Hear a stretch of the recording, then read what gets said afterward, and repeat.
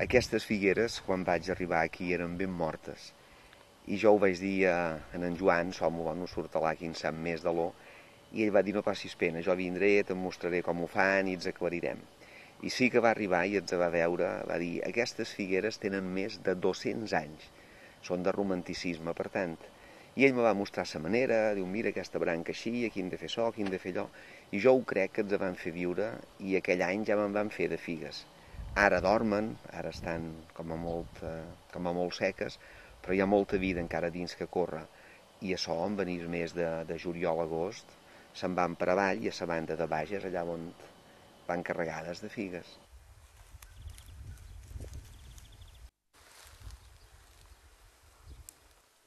Salmaire.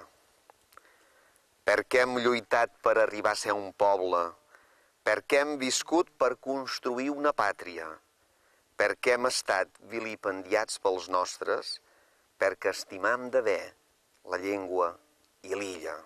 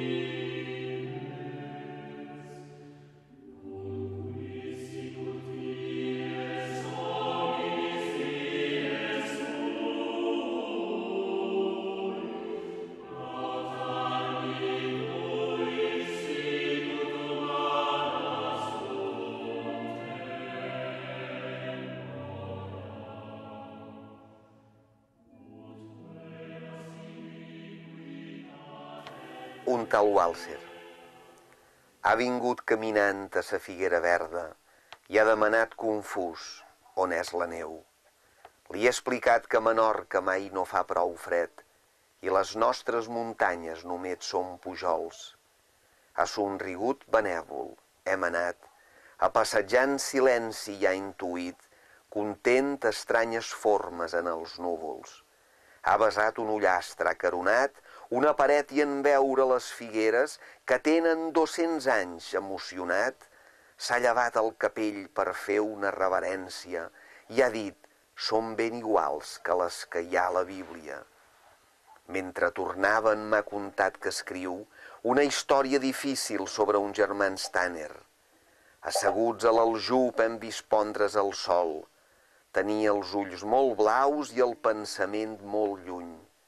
De cop, ha fet un gest de Déu i se n'ha anat, com una ombra que fuig cap a Vinifamís.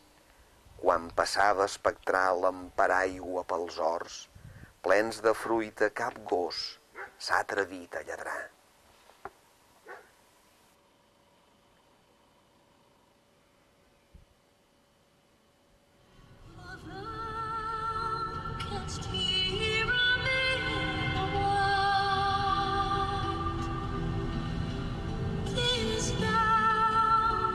This thou